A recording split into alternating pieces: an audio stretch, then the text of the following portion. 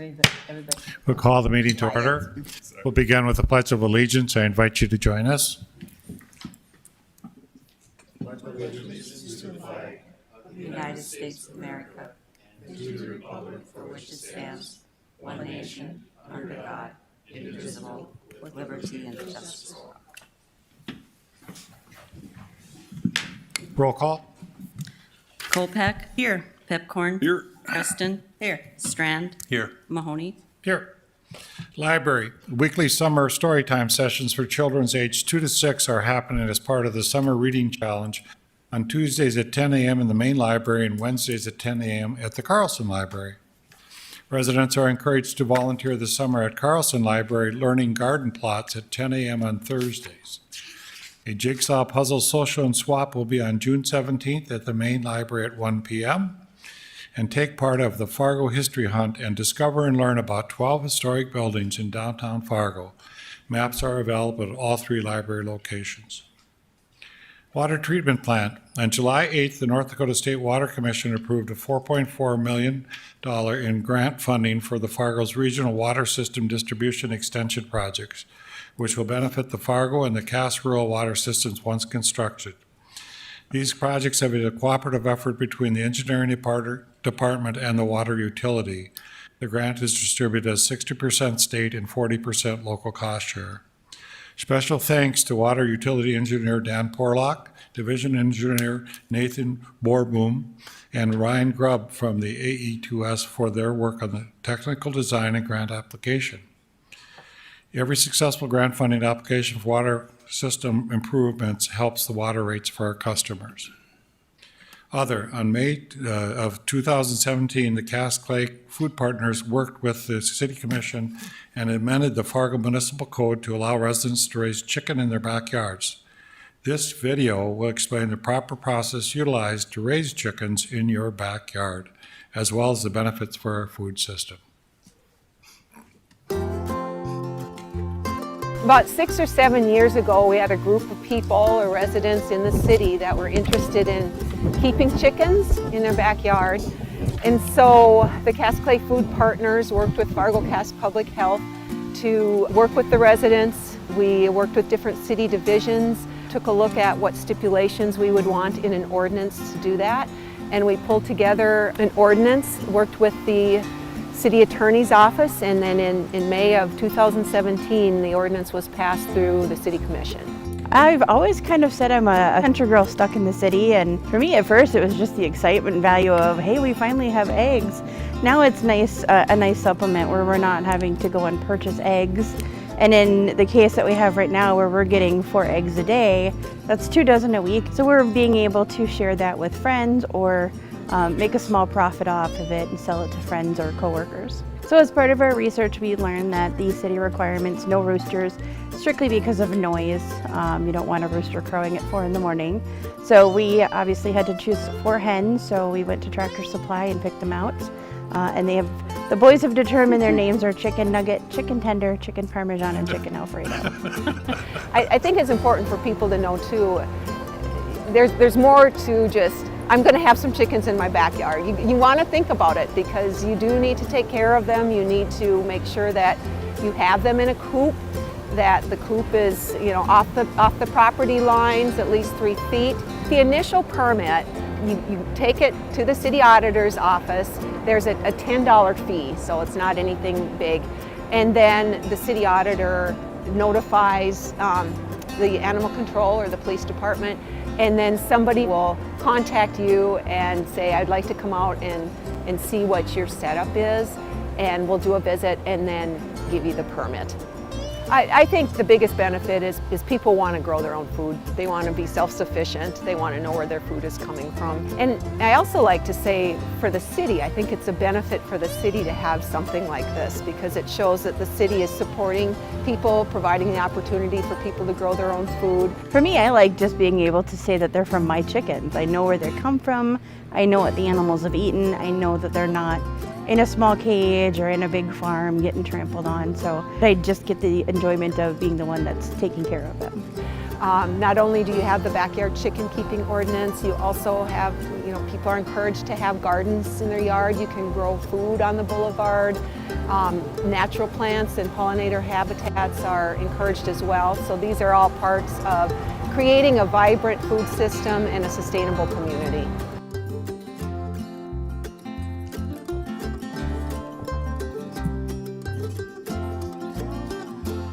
If I could just make a correction, since this has been recorded, West Fargo is either in the process or they've actually passed one of these, so we're not the only one. Very good. Interesting chickens, eh? There's a motion to approve the order of the agenda, moving item 3 from the consent agenda to regular agenda. Is there a motion? Is there a second? Second. All those in favor say aye. Aye. Motion carried. The minutes of, is there a motion to approve the minutes of the May 30th, 2023 regular meeting and the June 7th, 2023 special meeting? So moved. Is there a second? Second. All those in favor say aye. Aye. Motion carried. Is there a motion to approve the consent agenda items 1 through 25 excluding item number 3? So moved. Is there a second? Second. Roll call vote, please. Kolpak. Aye. Preston. Aye. Pepcorn. Aye. Strand. Yes. Mahoney. Aye. Regular agenda, resident comments. We have one speaker tonight, Wes Philomay.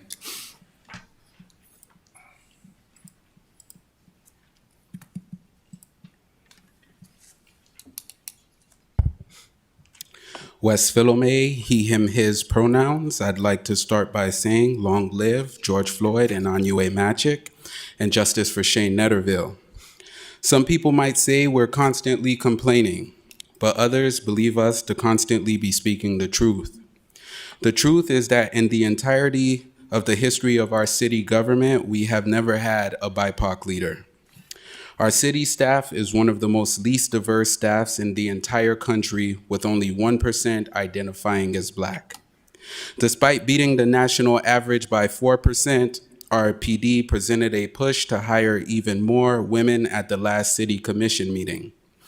This same police department is also one of the least diverse PDs in the entire country as well when it comes to BIPOC. Yet all we get is excuses when it comes to hiring of more Black peace officers. The condition this creates is one that will unequivocally oppress those who don't represent the majority. A few weeks ago, I was followed for several blocks by Fargo PD before the officer pulled me over. He claimed that I had rode into oncoming traffic and committed a traffic offense. When I asked if he would cite me, he stated he had no plan to, but wanted to run my information for warrants. I was on a skateboard and riding on the sidewalk at the time. This type of over-policing is an all too common practice targeted towards the Black community on a level no other race deals with. It is this kind of over-policing that has led to the murders of George Floyd, Elijah McClain, and so many more. In Fargo PD's policy, it states that an annual report on how they are combating discrimination is supposed to be done. Despite me sharing this fact repeatedly, to my knowledge, this report has never been completed, which is a violation of their own policy. In a diversified government that is truly focused on equity and inclusion, this kind of malfeasance would never occur. I would like to request that our mayor, as liaison of the police department, and our DEI, who is supposed to be the voice for the BIPOC, ensure that this report is completed and presented at a future commission meeting by a representative of the police department. Prove that you all are listening. Thank you. It's not quite 5:15. We'll go to 39, updated possible solutions to street racing and speeding. Brenda Derrick to report.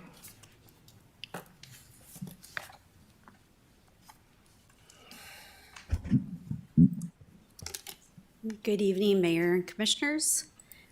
Chief Zablowski and myself, he's got a couple of slides in here, but we wanted to come back and update you a little bit. We were able to meet and we've been discussing internally some options in regards to street racing and speeding. So first of all, I'd like to visit a little bit about what engineering solutions we even have to review as we look at the different situations out there.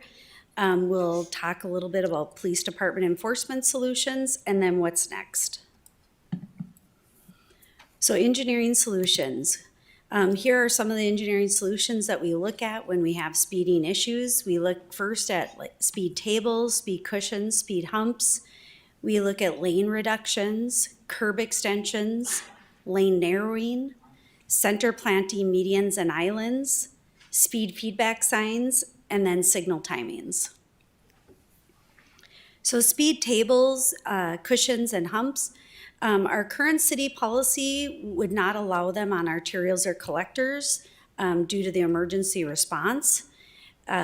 Some of the issues with that is they would need to be very frequent to be effective, and they would cause some increased traffic noise.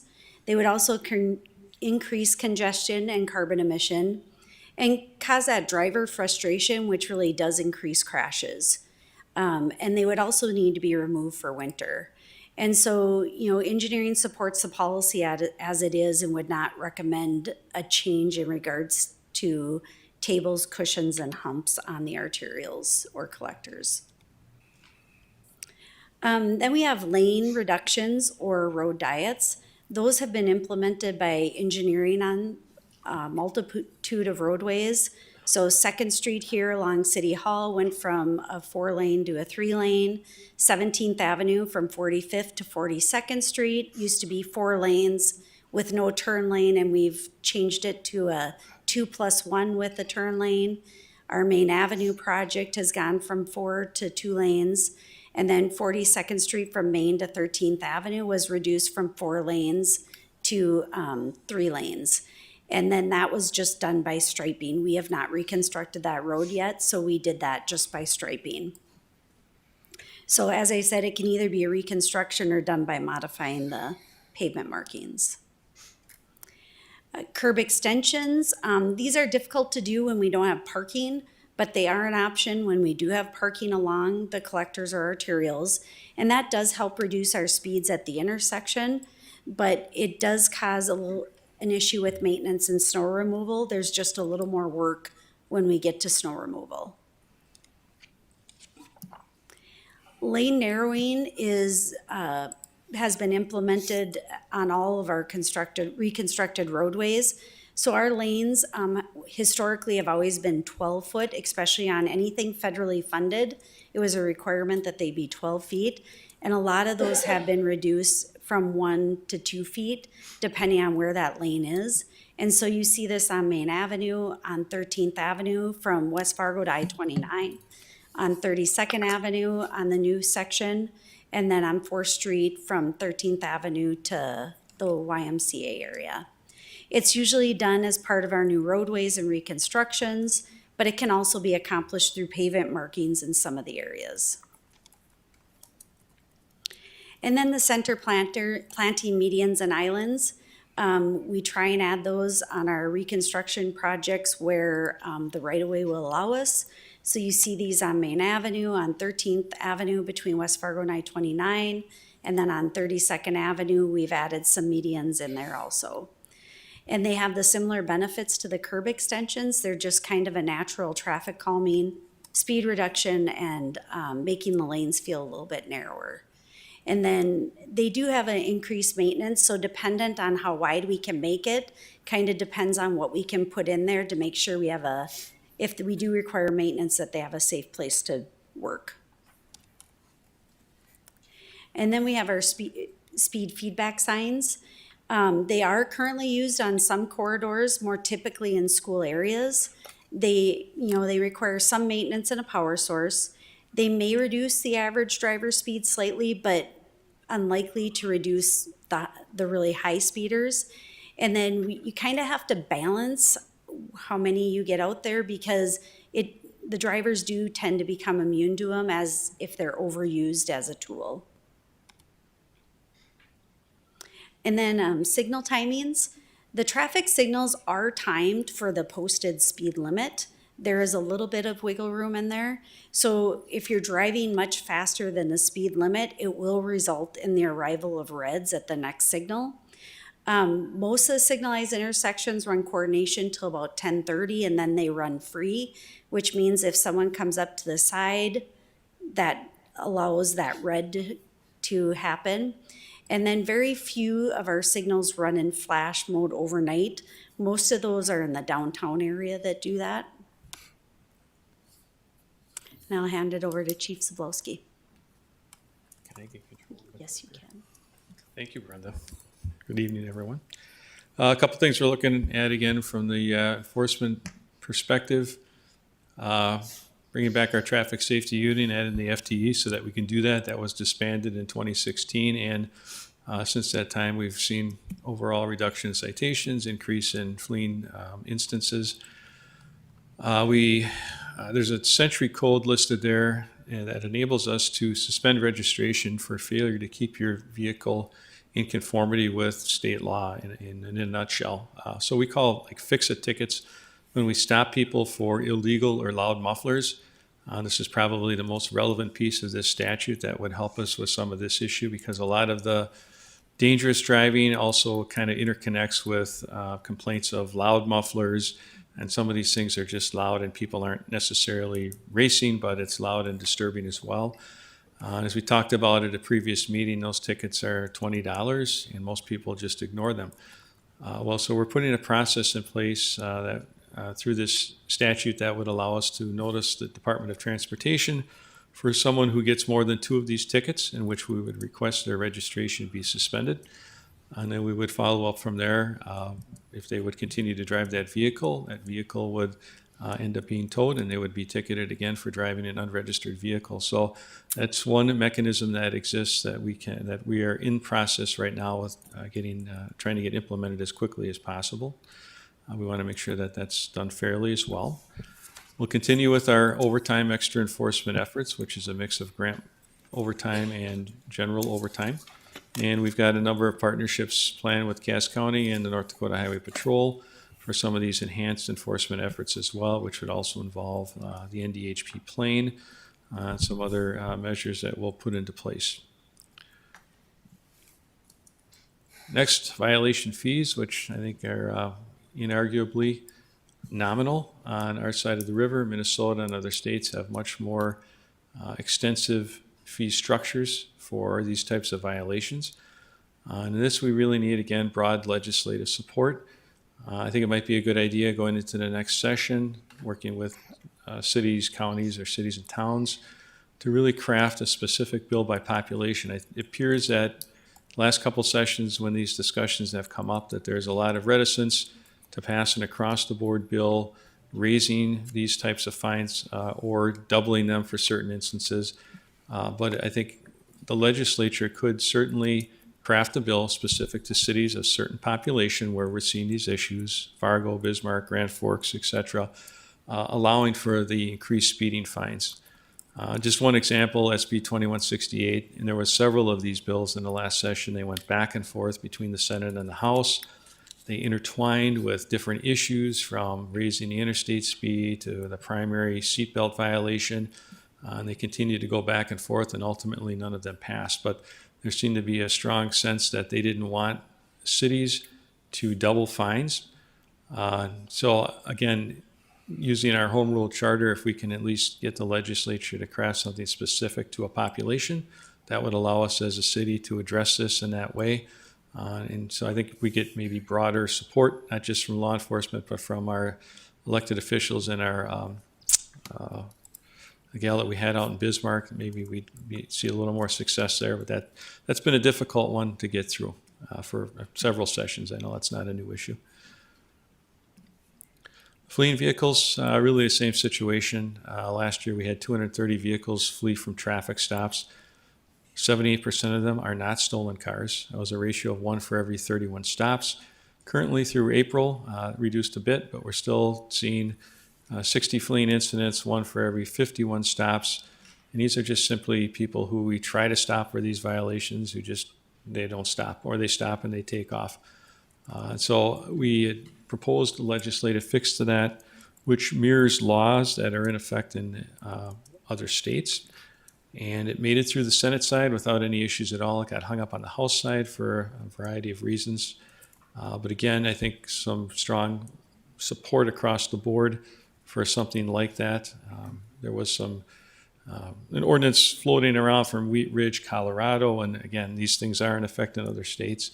And I looked at that, and that's actually their ordinance. It mirrors what we asked to do for owner liability on the fleeing and added in the dangerous driving as well.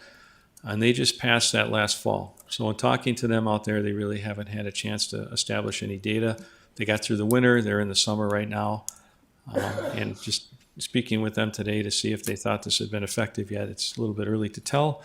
But they did comment that some of the areas they're seeing the most success is where we have a lot of construction.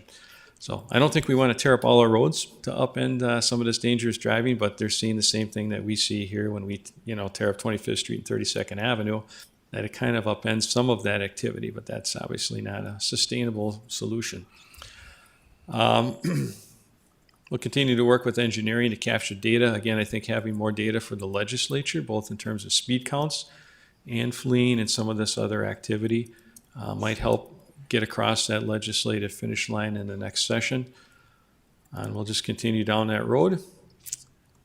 Let's see, is this a Brenda slide? I could do the next two and then you can finish up. Okay. With most of the signalized intersections currently running coordination at 10:30, our traffic engineer will look at changing some of the certain intersections to kind of start free-flowing earlier and see if that helps out any of these situations. And then we also have our traffic engineer, Jeremy Gordon, attending.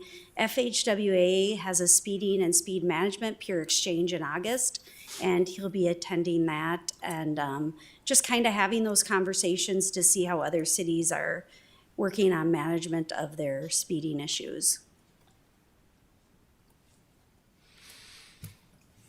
Any questions by the commissioners?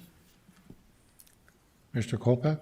Yeah, thank you for this information. It's a good summary, and I certainly support, the focus and emphasis on the legislative outreach. Where I see it as the biggest impediment are the fines and the violations and the restrictions there.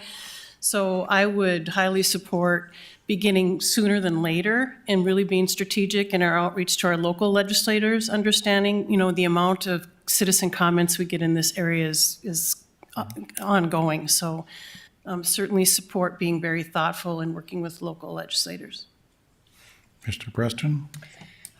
So, Chief Cebulski, could you just talk a little bit more about the traffic safety unit and what the role of that group is?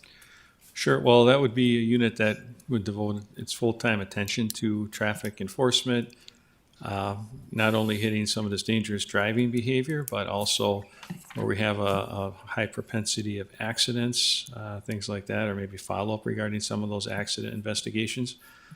We've got folks in that unit that could be both in vehicle and motorcycle and really just concentrate on those issues. Currently, a lot of our traffic enforcement, most of it is, the officers between calls for service or, when they have some downtime to make traffic stops, they're doing that enforcement or some of these overtime missions that we push out. So is that the point where the data would be collected and analyzed in regards to the speeding issue, or? So one of the things we have the ability to do is, we met with PD and working collaboratively on kind of some of the key areas. And then we can go out, just like we showed you on that last slide, and collect not only the traffic counts, but the speeds. Okay. And so we can come back and tell them, okay, here's what we're seeing, here are the times we're seeing it. And so that can maybe help them pinpoint certain times too. Okay. One other question, if I could. So one of the things that I've been asking people as they call or send emails is, did you call the police? Did you call dispatch? And most of them don't because they're long gone. What do you suggest to people? Should they call? Well, you're right. I mean, most of the calls, by the time they call, the car's gone out of the area. So unless someone's there in that area, it's not going to be very effective. I think what I suggest is we need a group of people that concentrate on that, and even they're not going to be 24/7 either. But I think a combination of working on the noise issue with the mufflers, which I think is a pretty prevalent issue, that a lot of people think there's racing going on when it's really just a motorcycle with an illegal or loud muffler, in concert with the increased enforcement on speeding and dangerous driving is probably the best way to combat that. We really need to change the driving behavior. I mean, over the years, since 16, and then it got exacerbated over COVID, not just here, but nationally, people just drive faster. And there's just and with little deterrence and with not as much enforcement as we would like to have, that becomes the norm. So we really have to change that behavior through those means. So let me ask one follow-up question. Would it help with the data collection if people are calling these in as they're happening?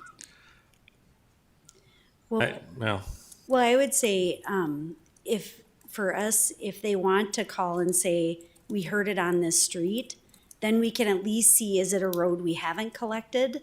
Okay. So I mean, it sounds probably kind of weird, but it would be good to have them go to traffic engineering so that we can at least understand where they're coming in. And as we work with PD, we'll know if it's a corridor we've either checked on or then maybe there's a new corridor. Okay. Thank you. Very good. And with you almost fully staffed, we have more police officers out on the street as well. Commissioner Strand. Thank you. You know you can't get done that easy. But mostly I have questions, and maybe it will lead to data that we should gather. First question is, who is racing?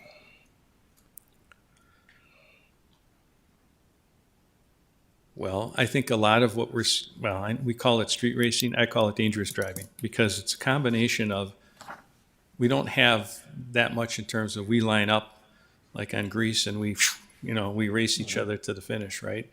It's random pulling up at stop and go lights, hot rod cars maybe, or motorcycles, and they get next to each other and, now they're gonna race. There's a little bit of that. There's also just random exhibition driving, where we're doing wheelies on motorcycles, we're burning rubber, we're driving around with really loud stereos, or illegal muffler systems that are creating nuisance complaints, and all over the city. And to be honest with you, we know the heavy corridors, and if you look at our traffic data, that's where we're making the majority of our stops. But there's just so much of it, and it occurs in every area of the city from time to time.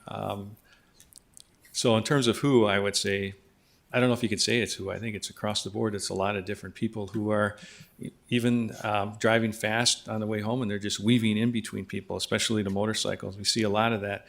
And sometimes we're not even in a position to get into a position to try a stop, right? And then the other piece of it is that there's a large majority of traffic stops we try to make where the people just flee. And we can't see the plate on some of those, but on a lot of them we do have the plate. And that's where that legislative piece would have helped us a lot, holding the owner liable for that fleeing vehicle. So, that's my who answer. Chief, you can guess where I'm going next, and you've maybe touched on this, but where and when? Where is the racing happening and when? Or the dangerous driving? Yeah, well, I think, some of the information that Brenda's going to grab would be informative, but I think we know that a lot of it's in the evening hours. Again, we know most of the corridors that are used, but these cars are going all over the place, and sometimes you see them using different corridors to reroute and come back around. And a couple weeks ago, there was a group of motorcycles that were zinging around 52nd Avenue, and they would turn on Timber Parkway and zip down Prosperity Way, which is just a little short street of about 2 blocks that takes them back to 52nd. It's a quicker turnaround, and then they're zooming back off down the road. But just randomly driving down 18th Street and 35th Avenue, there's people at the stop sign, and then they just light it up. So again, I think, we'll use some of the data to determine that, and that would help with some of the deployments for traffic safety.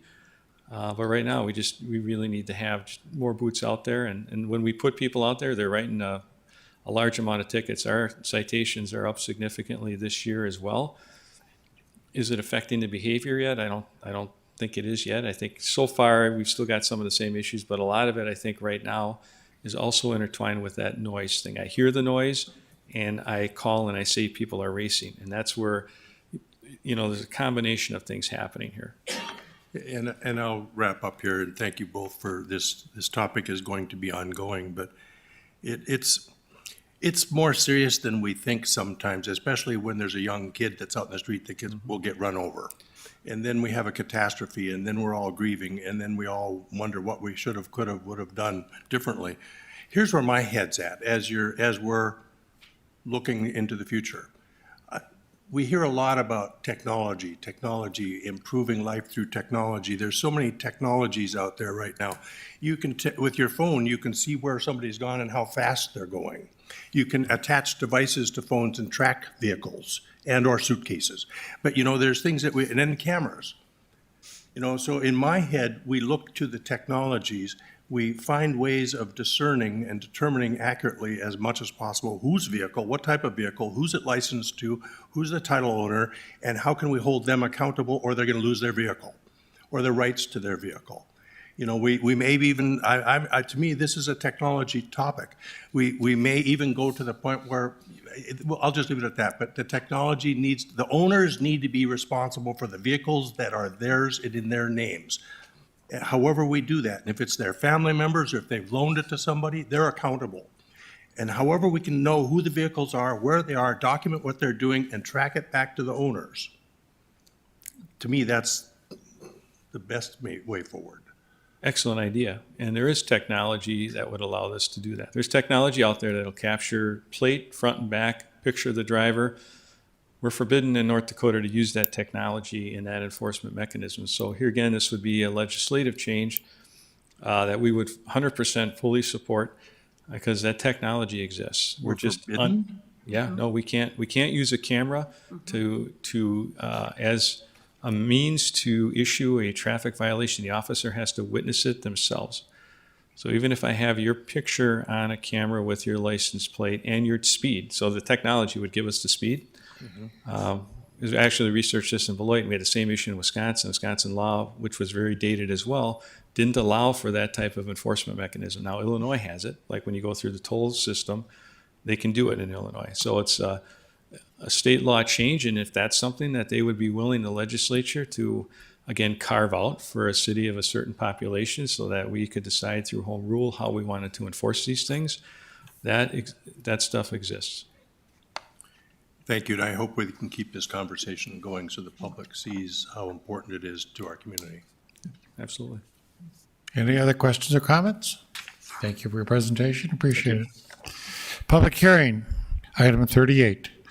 It's going to continue to 7/24/23. It's Valley View Estates 4th edition.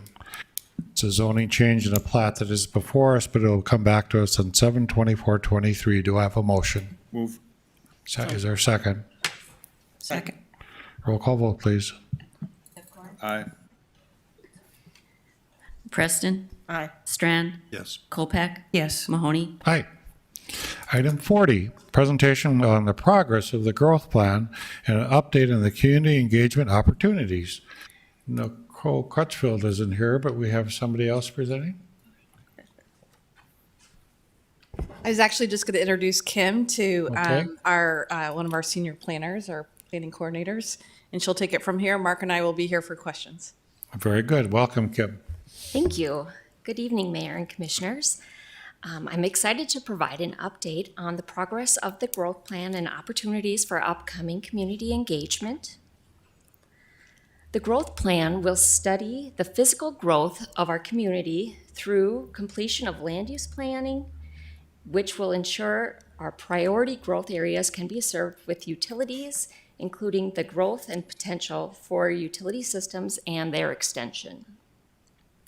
Our consultant team, CZB, has been reviewing the city's catalog of plans, studies, and data to understand how we have been growing historically.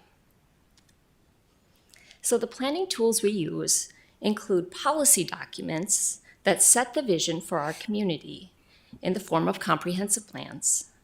Then we have more strategic area-specific plans like the Downtown in Focus or Core Neighborhood Plan.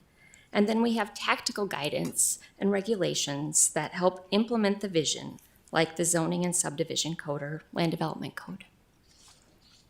And here's a visualization of our actual plan. So Go 2030 is that overarching vision, then the growth plan down to the land development code. And here's a little bit of a history. So back in 2000 was the last time our land development code was updated comprehensively. And shortly after that 1995 comprehensive plan, there was also a growth plan. And due to rapid growth, we updated our growth plan in 2007, and then our comprehensive plan in 2012. And this is where our holistic vision for our community resides. And all of these plans also respond to the growth. So if you look at the photo on the left is an aerial image from 2001, and then another one on the right from 2021. So we've been growing rapidly. And as we respond to that, and we also have the diversion that's being developed and constructed right now that is also implementing how our community grows. So our growth plan is outdated because of all of the growth.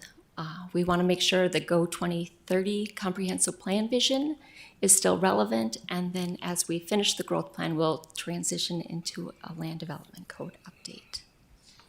So this growth planning effort will confirm and establish our community values and principles to develop a framework for decision-making and outline the actions in which we plan to take. So it'll tell us how much to grow, where to grow, and how to grow. So the consultant team has developed 3 phases for this planning effort. Phase 1 will develop our current path. So they're studying how we have grown historically, looking at all of our plans and information. And next week they'll come and give us a report as to what they've learned. Then we'll transition into phase 2, where we'll look at what that current option would look like as we project future forward in growth, and then maybe consider other options. And phase 3 will help us finalize the plan and whatever that growth vision would be. So right now you can see we're nearing the end of phase 1. So next week, our consultant team will be visiting. There will be public open houses for our community to come and learn more about the growth plan. There will be an open house at the Dr. James Carlson Library next Tuesday from 5 to 6:30. And the same presentation will again be repeated at Sky Commons on Wednesday at the same time. There will also be a presentation for all of you from our consultant team next Wednesday from 11:30 to 1, which would be recorded and available for the community to watch. We'll also be working on a website which will have a survey option, so folks who are unable to attend all of these meetings will be able to learn more and share some feedback on that website. Any questions? Any questions of the commissioners? Commissioner Preston? I think Go ahead. Oh, I sorry. just want to say thank you so much to staff for all of the hard work on this, and the consultants have been really good. So it's a process that's moving forward, and it's going to be challenging but exciting. Mr. Strand? Thank you. I'm just simply going to share a wish I have, and that is that you all remember maybe when we had that Race Matters exhibit in the hallway? What a beautiful exhibit that was and how accessible it was. Here's what I'd like, and I've mentioned this many times, I just don't get traction on it, so I'll say it publicly. I'd like to see a similar type setup with tables and chairs and all these plans out in our lobby so the public can see them. There's more plans almost than I have fingers. And we wonder if people look at them and if they track them and if they're in front of our view. And we always say, we hope they're not sitting on a shelf. So I'd challenge us, let's set some tables up, do it nicely, and put these plans out in the public so they can see them. And if nobody pays any attention to them, you can say, John, that was a bad idea, and a year from now, we'll take them down. But I think it'd be worth trying, and I'll leave it at that. Any other questions or discussion? Nicole, you have something you wanted to say? No? Okay. Taking notes. Very good. Thank you very much. Recommendation for an appointment of interim financial director, Mike Redinger, to explain. Thank you, Mayor and Commissioners. Good evening. It's my pleasure this evening to talk about our interim finance director position. The city desires to approve an interim finance director at this time while our search process gets underway for a permanent finance director. That is underway. We're advertising for that position. It was posted last week. You'll find that on the city website, as well as in 17 different posting locations. Our Human Resources Department will be sponsoring that process, and that position will close on June 30th. And so after we advertise, a selection committee will be formed, and we will work on finding the permanent finance director at that time. But in the interim, we are desiring to appoint an interim finance director, and I'm pleased this evening to recommend that the commission appoint Susan Thompson to that position. Susan has been at the Fargo Dome for nearly 25 years, just shy of 25 years. I think she's off just a few weeks, and that would have been her 25-year mark at the Dome. But she most recently was appointed as the Assistant Finance Director, too, in the last 2 weeks for the City of Fargo. And she, as you recall, was a pretty integral partner in our budget process as we were developing the 2023 budget last year. She helped us out a great deal, and I know that she's going to hit the ground running here for us as the interim finance director as well, and make sure that we bring the 2024 budget to the finish line as well. So our recommended action this evening, my recommendation is to appoint Susan to the position of interim finance director and ask for the City Commission's consideration of that request. Thank you. And just for everybody's knowledge, she helped a lot in last year's budget and is very familiar how we do the budgeting process. So she has a great experience from last year, and she's a great addition to our team. Do I have a motion? So moved. I'll second it. Any further discussion? Roll call vote, please. Kolpack. Aye. Pepcorn. Aye. Strand. Yes. Preston. Aye. Mahoney. Aye. Thank you. Item 42, discussion on development agreement with use of the city-owned property at 4630 15th Avenue North for building the new Red River Regional Dispatch Center. Chief Dirksen has been working on this project forever, and he's very happy to finally be coming to some end of this. But now we have a site we're looking at, and we'd like to proceed in trying to figure this out, right, Chief? Yes, absolutely. Thank you, Mayor and Commissioners. It's good to be here to be at this point with this project. This has been a project in the process for 8 years to get us to this point, and we finally are moving that way.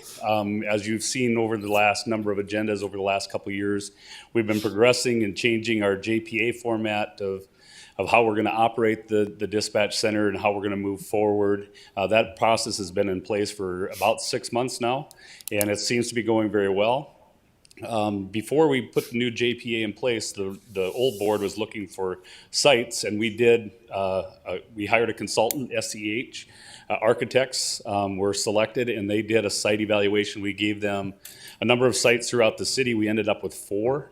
When we did the evaluation, the number 1 location was located on 23rd Avenue South, just west of 45th Street. We ran into some problems with that location with costs that we were going to incur with things that were in the way and drainage and all those kind of things. So we went to look at a second option, which happens to be up at the Public Safety Building up on 15th Avenue North. And so that was brought to the joint board about a month ago, I think it was, and this was selected as the site. Then Nancy reached out to me and says, hey, we should probably talk about getting an agreement in place. So this is why I'm in front of you tonight. This is the site that we're looking at. Again, where the blue section is, that's potentially where the building could sit, but it's not. I mean, we'd have to figure that all out. The site there where fire station number 6 is located is also our public safety building where emergency management is housed. We're bordered on the east by Old Dominion, on the south by FedEx. But it's a parcel that the city got in about 2005 or 6, I can't remember the year. But the city purchased that and put a fire station in there. There's also, we also house the street light unit, the bomb SWAT store equipment out there. I don't know who else has stuff out there, but there's a number of city departments that store things out there. And you can see that the site is about 13.4 acres. And what I would propose is that we look at carving out about an acre and a half to 2 acres of property to make sure we can fit it in there properly. And then through the agreement, develop the agreement to whatever the specifications of the commission is how you want to deal with this, whether you want to do it with a lease, whether you'd want to sell. We can talk about that through the agreement, but this would just allow Nancy and I to begin the work to work with the Triple RDC and the Joint Powers Authority to get an agreement in place for the use of city property. This was purchased with a public safety idea in mind out here. I don't see in the next 50 years a reason why we would need that 1.5 to 2 acre section of that land. I do have some ideas for the future, what we need to work on and where we could put things, but that section I think fits in with the purpose of what the property is for. And I would think it would make a good place for our dispatch center to be located. Can you just explain to the commission also, Chief, how we're going to distribute the cost of building the new building? Because the county has a big role in that, but there's a different cost setup now that you've entertained that's a little bit different on different entities. You just go briefly through that. Sure, yeah, through this process, through the building process and through the JPA, Cass County is taking about 75% of the cost of constructing this building. The other 25%, roughly, $2.5 million will be borne by by Clay and the city of Moorhead. So Cass County is going to take on about $10 million of the project. Clay County and Moorhead are going to take on about the other 2.5%, which gets us to a budget of about $12.5 million for the total project. If we would go over that 12.5, then there's a caveat in the agreement that calls for a participation level by the city of Fargo and the city of West Fargo in helping fund the remainder on top of that 12.5. We're going to work really hard to stay within our budget. Preliminarily, we're looking at about a $15 million project, but that hasn't had any really a lot of work done on it to narrow it down. We've taken one room out and we've lost about 400 square feet. But I think there's room in there to get us down to a closer number to get closer to that 12.5 million. So the chief worked real well on Station 8. It got us down to, what, $100,000 difference. So, Chief, I hope you can do the same on the dispatch center. You can narrow that down a bit, because the reality is the city of Fargo, West Fargo, would have to help come up with the difference. And that is $2 million, $3 million. So we hope that we can continue to hone that down. We're going to work real hard and getting that down to close to that 12.5 million mark. A lot of, when you're looking at a dispatch center, you're saying, man, Chief, that's about a 15,000 square foot building and it's going to cost us that much, but it's the stuff inside. It's the phone systems, the computer systems. Those alone are going to be in that $2.5 million range. That's what drives up a lot of that cost and a lot of the things on the inside. It'll be built with more than likely similar materials to what we're building the fire station with. So hopefully on the construction side, we can stay within the confines of what we need to on the structure. It's just going to be the prices on the interior that we're going to have to look as we build that out. But this is just a very specialized building that serves a very unique need within the community that can't be done anywhere else. So we really need this building. We need to do this. It's just something that is very important for our emergency services throughout our 2 counties as we share that service. Do I have a motion? So moved. Is there a second? I'll second it, and then I have a question. Mr. Preston? As I understand the board, there was some reticence about this site. Pretty split vote, if I understand correctly. Yeah, there was some differences of opinions on this site versus a site closer to the Cass County Jail. The board had directed the executive board, which consisted of the chiefs and sheriffs within the area here, for us to look at that and come back with a recommendation. And when we looked at it, the discussion came very heavily on this was the second site that was evaluated. And there were some things that happened within that area at the Cass County Jail site that had some concern for some of our law enforcement partners that are on the executive board, and that's why this site was recommended by the executive board. Mr. Pepcorn? So, Mr. Chair, I have a question. So for the police station, we bought the border states an older building and retrofitted it, but we still saved about 50%. Did you look at that possibility at all? And I totally know there's a lot of technology that has to go in the building, but if you buy an existing building, that saves a little bit. Can you talk a little bit about that? Yeah, absolutely. We did look at a number of existing buildings. We worked with Conrad Olson, who is a local commercial realtor.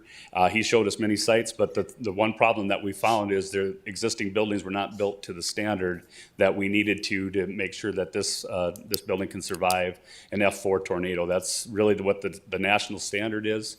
And so we want to have that building because we are in an area that we can have that happen to us. And this is such a vital piece of our infrastructure within our emergency services system that that building needs to stand up no matter what happens to it. Thank you. Mr. Strand? Go ahead. Commissioner Kolpak? I was going to speak to Commissioner Preston's point about the decision. And in the second round of revaluation, I thought it was really good due diligence by those involved on the pros and cons and how they ended up selecting the public safety site. The other thing I'd like to mention is just this is such a great example of collaboration among West Fargo, Moorhead, Cass, and Clay counties and the efficiencies that are going to be realized from that work. So those are my comments. Commissioner Strand? I'm fine, thank you. Good. Yeah, it was good work by the executive team, and we have to respect the executive team and what they came up with. So it was quite partially, some people thought the jail site would be fine, but the staff was concerned about evening and coming in, the safety of the employees, even though we said firefighters are pretty good to protect them, but they wanted a safer site. Yeah, and one other thing that goes along with that is if, like I said, part of the Fire Station 6 building there houses the bomb and SWAT. And there are a lot of times during the days and the weeks of each month that we have law enforcement up there throughout the day and throughout the night because that's where they muster for training, different exercises that they do. And then the training room at the public safety building is utilized very often by law enforcement. So there is a pretty significant law enforcement presence up there at any given time of the day. So, thanks for your hard work on this, Chief. Roll call vote, please. Kolpak? Aye. Preston? Aye. Strand? Yes. Pepcorn? Aye. Mahoney? Aye. 43, discussion placing monthly financial reports on regular agenda, receive and file general fund budget, actual through May through 23 unaudited. This has Commissioners Preston and Strand on it. The only comment I'd like to make about that, with two commissioners doing this, it makes it difficult for us to have any pre-discussion on this. John, you talk about open meetings, but basically if either one of you wanted to talk to the liaison for finance and discuss this item, you're inhibited by open meeting laws. So I'm a little confused why both of you are on with this item, because one just bring it forth to us and have a discussion, and or then could go to finance and ask questions of the finance liaison. It allows at least the staff to know whether or not it's additional work, whether they can provide the material, and or maybe come to a better understanding of what is really requested by both of you. Because in the past, we have had this monthly report. It dropped off and now it's going to come back. But that's just my curiosity of why you'd have two rather one of you just to be as okay, and then discuss, as we've talked about in our retreats, then you can discuss it with the liaison commissioner. I'll certainly address that. I'm going to guess that there have been 6, 8, 10 times that my name has been co-attached to a proposal with another commissioner. That's not new behavior. What is inappropriate is if we were to create a quorum in the background out of public view, and I can assure you that hasn't happened again in this instance. But that being said, I'm okay with that. We need the public to know we're paying very close attention to our budget right now. And that's paramount, that we don't be putting things on consent, that we be making it front and center, that we let everybody and ourselves know this is getting all of our focus and attention with the budget challenges post-COVID. We have our hands full financially. And I think everything, in every regard, every little discussion we can have in the public setting about budgeting is viable and valuable. So we didn't do anything wrong by discussing and co-advancing a topic. It will happen again, as long as we're not looking and research or bringing other people into the discussion before this deliberation happens. but it's an important topic, especially now financially. Mr. Chairman, if I could. Question. You know, I even struggled with whether this needed to even be an agenda item, that we could have just asked Kemper to make sure to have them on the regular agenda. So it's not a real big issue, it seems to me. It's just moving it down from consent to regular. I have no problem with that, but I also think you could just ask staff to do that. That's just what I'm saying, is sometimes I think we need to just talk to the liaison commissioner or talk to finance director and say, here's what we'd like to do, and commissioners have that power. I'm not sure we necessarily have to vote on it, but. Here you have our request ongoing. Do I have a motion? So moved. Is there a second? Second, Any further discussion? will we have a little bit of discussion on the actual report? Is that where this happens, or are we just talking about getting it onto the regular agenda? Would you like a discussion tonight? Yeah. I think Mike and Sue If you- are prepared.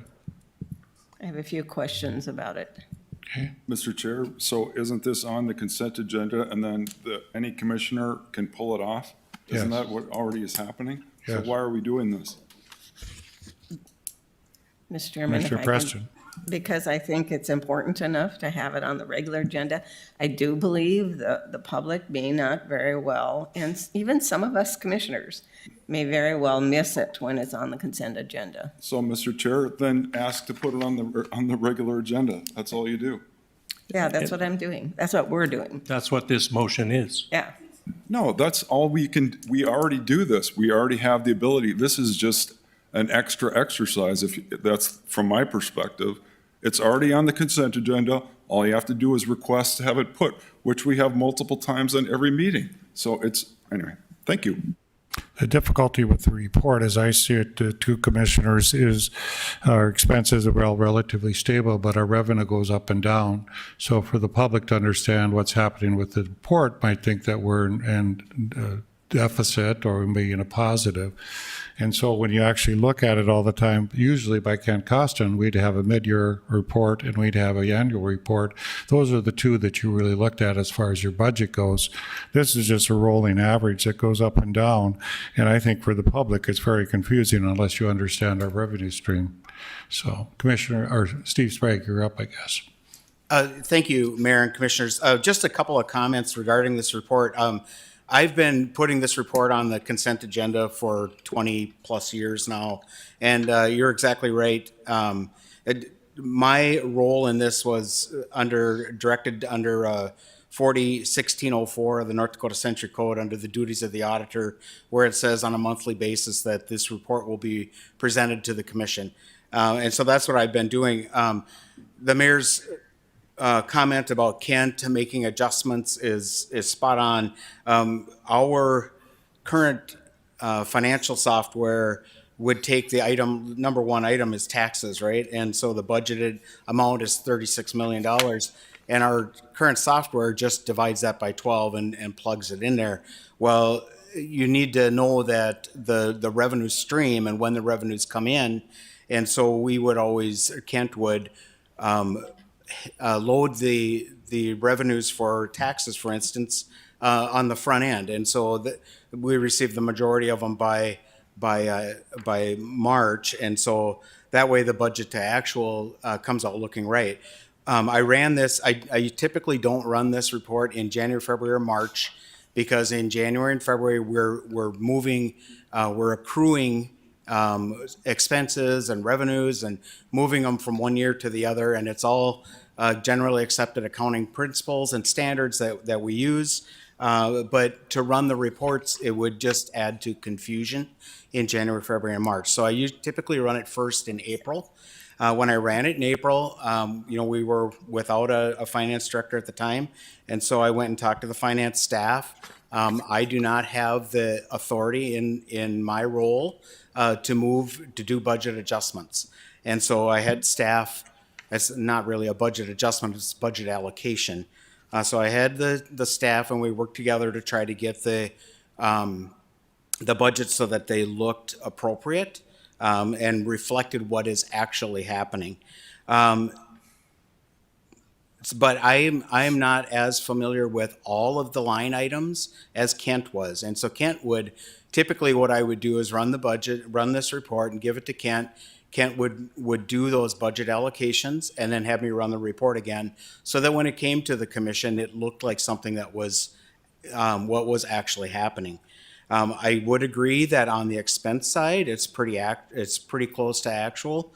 There's not a lot of allocation going on the expenses, but on the revenue side, certainly we may not have this totally dialed in. We're missing 35 years of Kent's expertise. And so I understand the desire to have an open presentation, but right now, I think with the experience that we have in staff and staffing, that maybe, it's a little bit, what comes out on this report may not be 100% actual and accurate. I'm kind of stumbling over myself here, but I hope you can understand.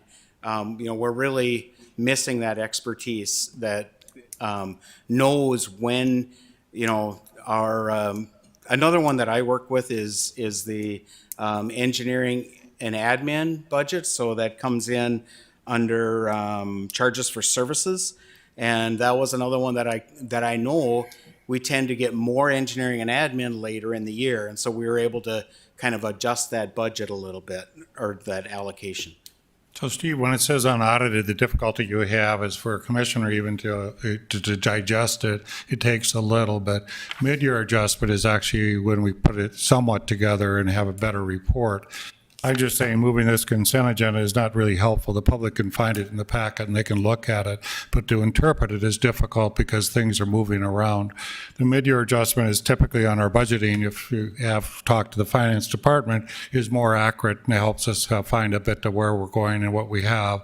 And at mid-year, we can make adjustments, either not buying certain things or expenses because we know we're going to be at a deficit. So the reality to me is this is in your packet, you can read it, but I don't think the public gains much by it because it does not have the whole story in it. And therefore you could be alarmed, but you really don't need to be alarmed at all about where the city is. So I'd be more in favor of it being in the consent agenda, and people want to bring it forward, they can, but what's the point? I mean, even if I ask you for a report tonight, what can you tell me on this report that's alarming? Mr. Chairman, if I could. Just a minute. So, I just think, asked him a question, I'm sorry. So, the items that would have to look into are, our miscellaneous revenues. It looks like we're trending behind on those.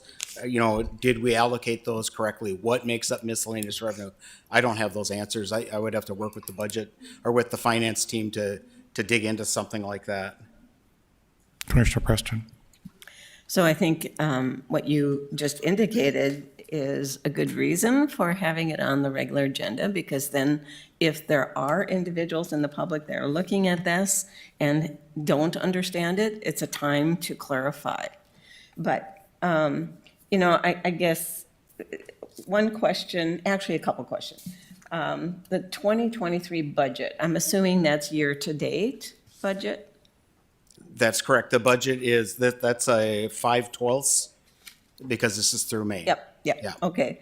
So my question was, and it's actually a positive trend, that the expense side for staff on a number of departments is so much lower than budget. Can you give me an indication as to why? Generally, they're unfilled positions. Since so much of our expenses, about 75% of the budgeted expense is salary-based, salary and benefits.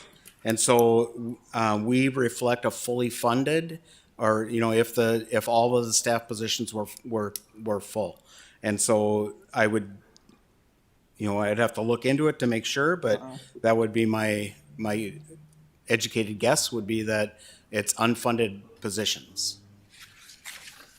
That's a huge difference for some of these departments. It's kind of amazing, actually.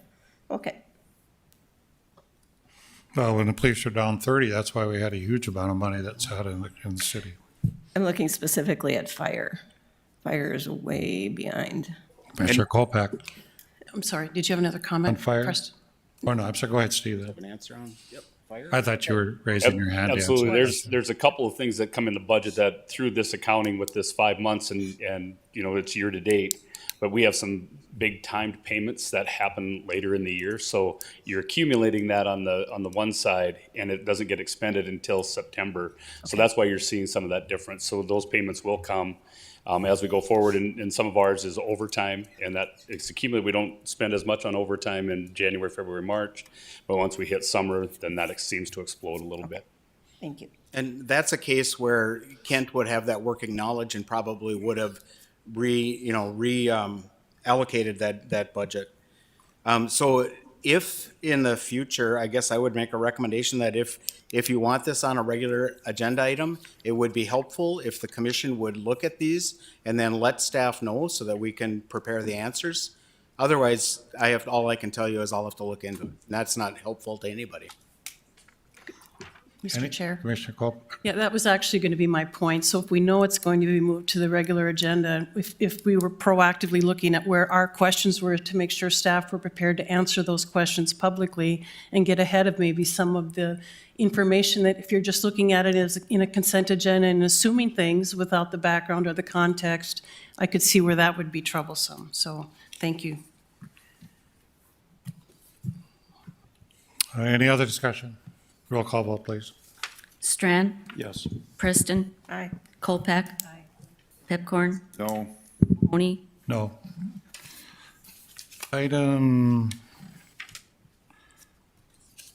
I'll go to item 3 just to get that finished, and then we'll go back to 44. The second reading and final adoption ordinance amendment section, Article 1-03 of Chapter 1 of the Fargo Municipal Code relating to classification and ordinance violations. Nancy Morris to explain the change. Thank you. Before you is an ordinance change in a letter. It was called to my attention earlier by Commissioner Preston that I had incorrectly cited a whereas, which is not part of the ordinance change. The ordinance change is to add drag racing to the ordinance itself as a classification. I had noticed a couple of meetings ago that that was missing. So the recommended motion is simply to waive the reading at length, and this be the second reading of the motion to approve the ordinance amending section 10305C7 of the Fargo Municipal Code. So do I have a motion to waive the second reading at length? So moved. Is there a second? Second. Discussion? Roll call vote, please. Preston, Aye. Strand, Yes. Kolpak, Aye. Pepcorn, Aye. Mahoney. Aye. The second motion, is there a motion for final passage and adoption of the ordinance amending section 1-0305, 7 Article 1-03 of Chapter 1 of the Fargo Municipal Code relating to classification of ordinance violations? Is there a motion? So moved. Is there a second? Second. Any discussion? Roll call vote, please. Preston, Aye. Kolpak, Aye. Strand, Yes. Pepcorn, Aye. Mahoney. Aye. Now we go back to liaison assignment updates. Commissioner Pepcorn. No update. Commissioner Preston. Yeah, I have just a couple slides if the group will just indulge my report. I recently attended 2 national meetings that were back-to-back at the same place, same time, kind of. Strong Towns had their national gathering, and then Congress for New Urbanism. I attended, I think it was a 3 or 4 day meeting. If you want to flip to the next. The major issues that came up in those 2 meetings were walkability and how that impacts neighborhood design, street design, specifically in regards to complete streets. A lot of discussion about missing middle housing, form-based codes, and then finally the city's balance sheet, which is was an interesting presentation. What I'd like to be able to do is just take one piece and probably in the next couple of meetings cover probably 1 or 2 others. But walkability is the one that I wanted to just focus a little bit on tonight.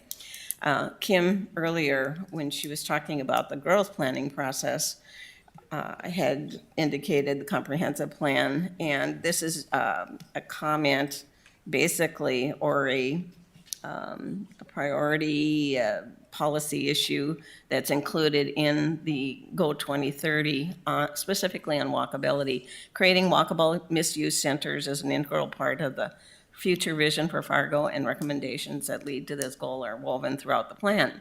And it is. Walkability is repeatedly referred to inside the comprehensive plan. If you'll flip to the next slide. Some of the things that I walked away from this, or came away from these 2 meetings in regards to what we're currently doing in Fargo, is how we're defining walkability. And I think everybody probably defines it differently. So that might be something that we can talk a little bit more through the growth planning process. Tools for implementation of the whole issue of walkability, policies to guide decision-making. And some of these are in place, but may need to look at the comprehensiveness of that. The 2007 growth plan narrative actually refers to central gathering places for neighborhoods. They talked about those being referred to as third places, which are community builders. So what's important about that?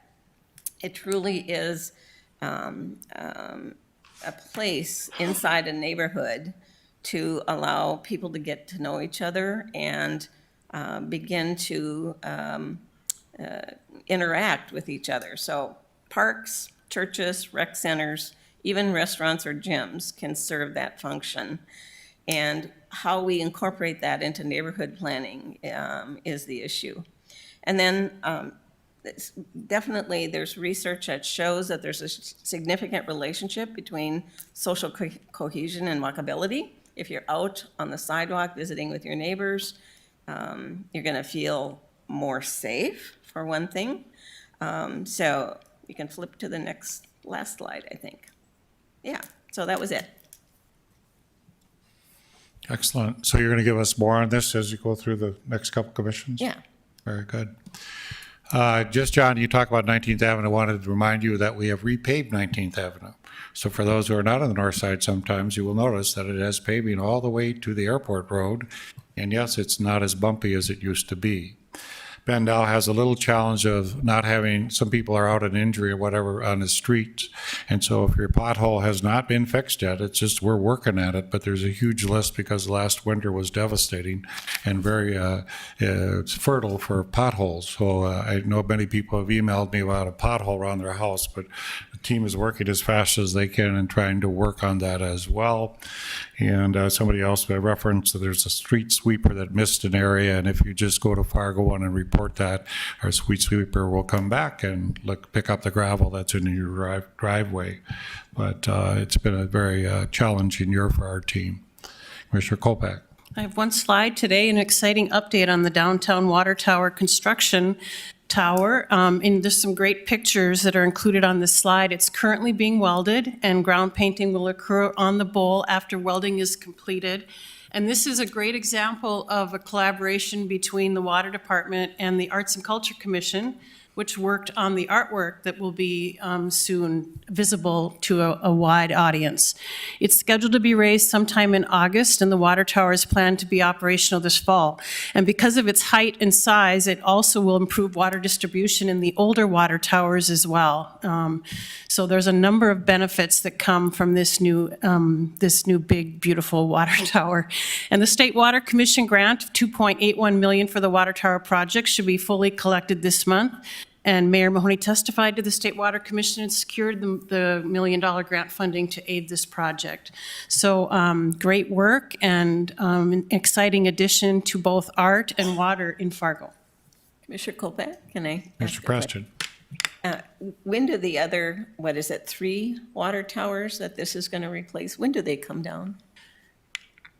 Director Hall, if I may. Sorry I'm to put you on the curious, spot, one is in my Director. backyard, so I'm sorry. It's okay, thank you. I should know that answer.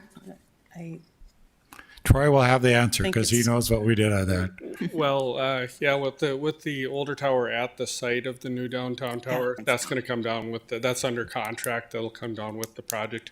We've yet to bid to set up the bid to take down the other towers, but the one tower will come down right away, probably this fall. So. And we'll have sites there, Troy, right? Not necessarily here, but the other sites where they can have some housing. Actually, even here, we can do some housing. Yep. So they'll be available for redevelopment. So, yep. Thanks, Director. Okay, thanks. That completes your report? It does. Mr. Strand? You know, those water towers make great projection screens also. You might get in trouble with that, John. I moved to South Fargo recently and made a comment to somebody that I don't know that I've ever had such good water pressure in my whole adult life. And somebody started telling me, well, you know, a couple of years ago, we did this in our water system, we did this, and everybody's water pressure increased. I'd like to know more about that story because we have amazing water pressure here. And that's one massive, massive water tower going up.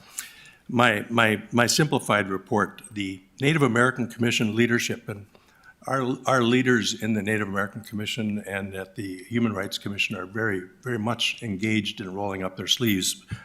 So our Native leaders have met now recently with the state's attorney and are continuing in dialogue with the state's attorney's office to talk through issues of relative to the Native community and prosecutions and justice and so on. And then they've recently also brought in the U.S. attorney and the HRC officers and Native folks leaders met with Max Schneider and the U.S. attorney's office. These are really great collaborations to have unfolding in our community, to have people be resources to each other. Last thing I'll say is one of our commissioners, the newest commissioner, has a birthday on, is it summer solstice? I'm not sure. Yeah. So when the solstice rolls around, you can put Commissioner Kolpak's name on that calendar as well and say, happy birthday, Commissioner. Thank you. Any other actions or discussions? Was action to adjourn? So moved. Is there a second? Second. All those in favor say aye. Aye. We're adjourned. Thank you.